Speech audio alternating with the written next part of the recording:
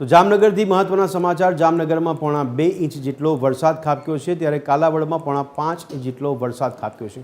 લાલપુરમાં પોણા 2 ઇંચ જેટલો વરસાદ પડ્યો છે, ત્યારે જામનગરમાં પોણા 2 ઇંચ વરસાદ પડ્યો હોવાના અહેવાલ છે। જામજોધપુરમાં 2.5 ઇંચ જેટલો વરસાદ નોંધાયો છે। તો ભારે વરસાદને કારણે વાણિયા વાગડિયા ડેમ છલોછલ થયા છે, ત્યારે જિલ્લામાં રાત્રિના 8 વાગ્યા સુધીમાં પોણા ઇંચથી લઈને 6.5 ઇંચ સુધીનો વરસાદ ખાબક્યો છે।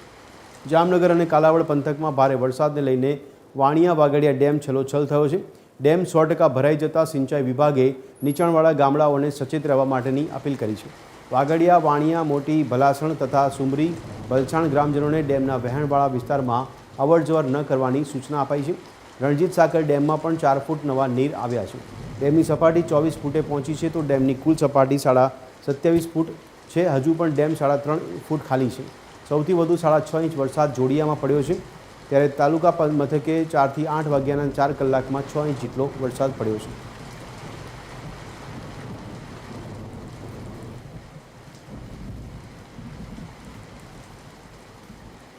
આજ અંગે વધુ વિગત આપી રહ્યા છે અમારા સંવાદદાતા સલમાન। સલમાન, જણાવશો વરસાદને લીધે કયા કયા વિસ્તારો વધારે પ્રભાવિત થયા છે અને કયા પ્રકારની હાલાકી ત્યાં લોકો ભોગવી રહ્યા છે અને ખેડૂતો માટે આ વરસાદ કેવો સાબિત થઈ રહ્યો છે? સલમાન।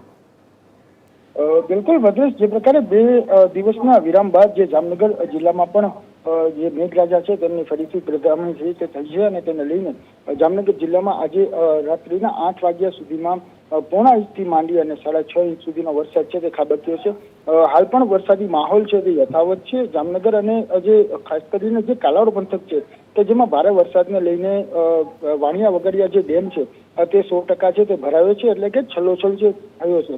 અને આ ડેમ છે તે 100% ભરાઈ જતા જે વહીવટી તંત્ર દ્વારા જે નીચાણવાળા વિસ્તારો છે, ગામડાઓ છે, તેમને સચેત કરવા માટેની અપીલ છે તે પણ કરવામાં આવી છે। વાગડિયા, વાણિયા, મોટી ભલસણ અને જે સુમરી ભલસણ છે આ ગ્રામજનોને જે ડેમના વહેણવાળા જે વિસ્તાર છે ત્યાં અવરજવર ન કરવા માટેની સૂચના છે તે આપવામાં આવી છે। ખાસ કરીને ભદ્રેશ, જામનગરના જીવાદોરી સમાન રણજીત સાગર ડેમ છે કે જે પણ 4 ફૂટ નવા નીર છે રણજીત સાગર ડેમમાં આવ્યા છે અને તેને લઈને જે ડેમની સપાટી છે તે હાલ 24 ફૂટે છે તે પહોંચી છે અને કુલ 27 ફૂટની કહી શકાય કે સપાટી છે અને તેને લઈને હાલ જે 24 ફૂટ નવા નીરની આવક થતા જામનગર વાસીઓ છે તેમના ઉત્સાહનો માહોલ છે તે જોવા મળી રહ્યો છે।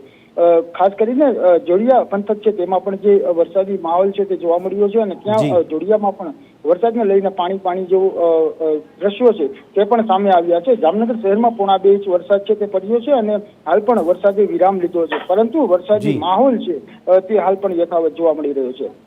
જી સલમાન, ધન્યવાદ સમગ્ર માહિતી આપવા બદલ।